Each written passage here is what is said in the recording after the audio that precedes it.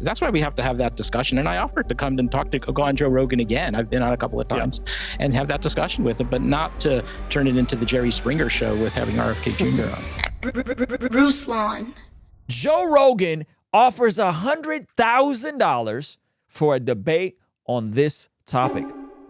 Guys, this is so interesting, and I actually, in a way, relate to the tension here. And at the same time, if I'm honest with you guys, I replied to this not having the full context, and I kind of took a L in my response because I didn't know who and what was being called out. So I'm going to come back to that thought in a minute, but let me just give you guys a catch up on what was exactly happening here. And this is Sagar from Breaking Points, and he kind of does a great job summarizing what transpired between Rogan and RFK Jr. And then I'll give you guys my thoughts and challenges on this, and I'll kind of clarify my L stance on this initially. The internet is aflame right now in debate discourse after RFK Jr.'s recent appearance on the Joe Rogan podcast. Not from the podcast itself, but from the fallout of a previous JRE guest, their criticism of the RFK interview. The previous guest, as you probably heard by now, Dr. Peter Hotez, at one point appeared on the JRE to publicize his book, refuting claims that vaccines cause autism. Since, though, it has morphed into a full-fledged warrior for the establishment view on COVID. Now, Hotez, despite his previous appearance on the JRE, has criticized Rogan vociferously for airing a different view on COVID and now for platforming RFK Jr. himself. Hotez reacted to the interview by advocating for censorship by quoting a Vice article saying, quote, Spotify has stopped even sort of trying to stem Joe Rogan's vaccine misinformation, to which Rogan lit the flame with the response I've rarely seen him engage with someone else on Twitter. He responded, quote, Peter, if you claim what RFK Jr. is saying is misinformation, I'm offering you $100,000 to the charity of your choice if you're willing to debate him on my show with no time limit.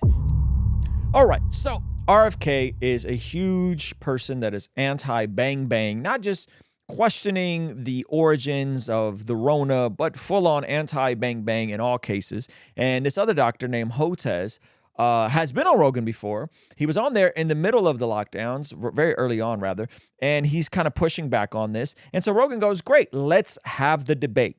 Let's have the debate. Now, initially when I saw this, I didn't know this was the same doctor, and I basically said, hey, RFK Jr. debates this all the time. This is the world he lives in. He is kind of the face of this anti-vax movement. He wouldn't say he's anti-vax, but for all accounting purposes, he is. And I said, hey, I think it'd be better for someone like Dr. Z-Dog or even a guy like Destiny to engage in debate, because debate is a different art form than being a doctor. And then I was reminded of who Hotez was, and I remember the interview, and I got more context. So initially, rare L on my take on Twitter. Now that I have more context, I actually believe that this is something that should happen, and this should be a debate that happens. And I'll tell you guys something that happened with me in this conversation in a moment, all right? The offer was then increased by subsequent offers from billionaire hedge funder Bill Ackman, venture capitalists, and others, nearing some $600,000 to charity. So the question is, will Hotez do it? Should he?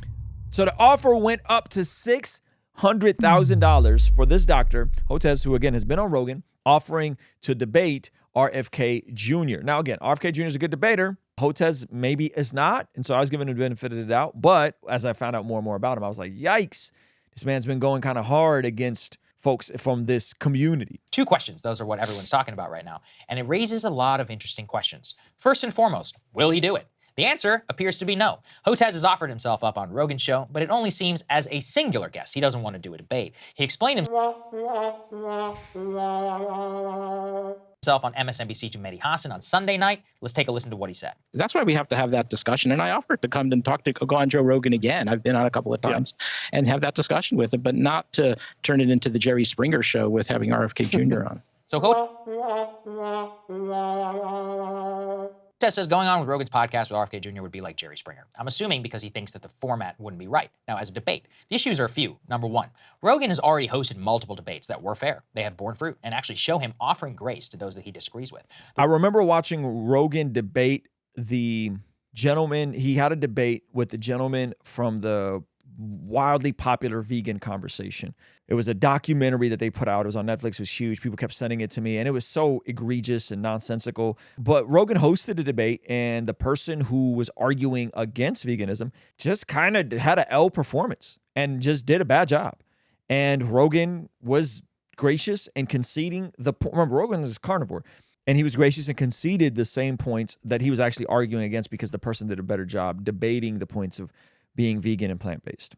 The one that really comes to mind is the 2019 debate on marijuana and whether it is dangerous or not. That included Alex Berenson and a doctor who advocates for cannabis use. Joe, obviously an avid cannabis user, but he gave Berenson the time to talk, to air his views. In some cases, he even agreed with him. Not that narrative that most people would think going into that. Now, Joe has already offered to go as long as he needs for the debate, so there's no problem in terms of timing. As when RFK appeared on our show, for example, he had a set time that he had to go. That's the mechanical objection. But now what about the moral one? This is where things get interesting and actually very, very revealing. The elites who back Hotez are united in their view that he should not deign to debate RFK Jr. Guys, this ain't how you make progress, man. This is not how you have meaningful, good faith conversations, by just running from these sorts of debates. Hey, you want to see something kind of crazy? Over 75% of the people that watch this channel are not subscribed. Please consider subscribing and turning your bell notification on so that you don't miss anything we have going here. So-called experts should not do so. This view was now best shown by Tom Nichols of Resistance fame. He says, quote, "No medical professional should ever agree to do this. Never. It elevates the conspiracy guy. It demeans the medical professional. Will only convince the kooks out there RFK Jr. is right, because a real doctor took the time to debate him." Interesting. That's an L take. And I'll share my perspective on this in a moment, so just make sure you watch till the end. No medical professional should ever agree to do this because it elevates RFK Jr.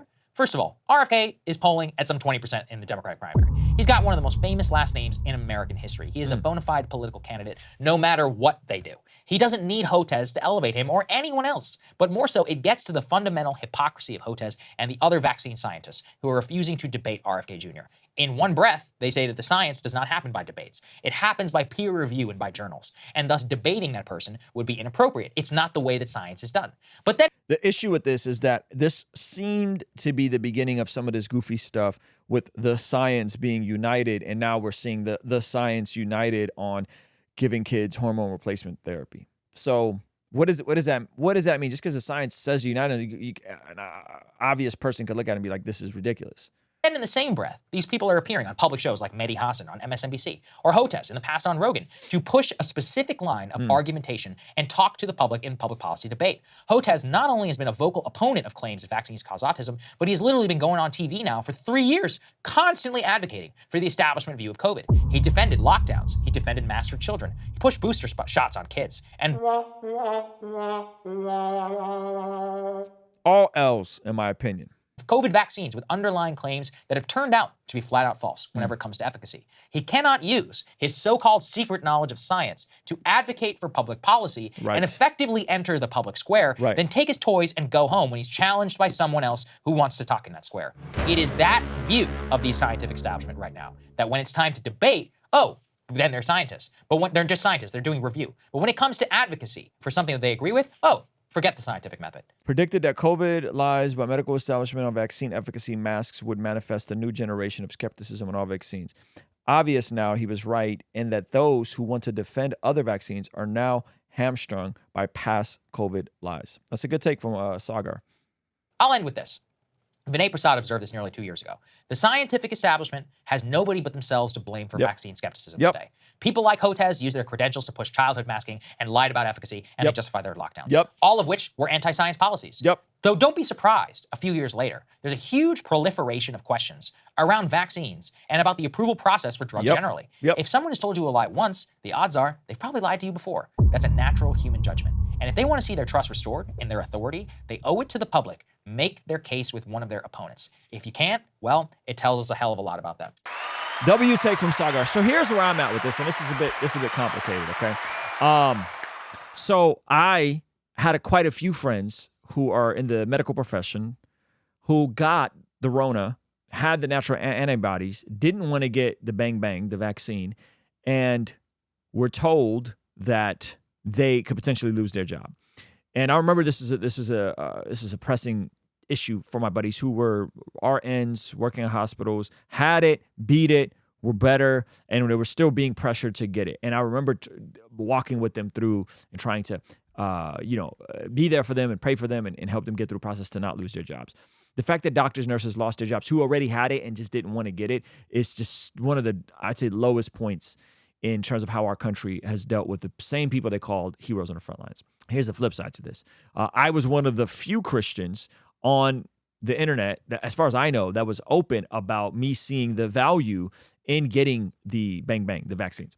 Meaning that I remember also seeing a bunch of my friends who were in my own age, who were healthy, who, by healthy, I mean not overweight, who got the Rona and in the middle of the Delta variant completely got knocked off their feet, off for a month, sick as a dog, couldn't do anything.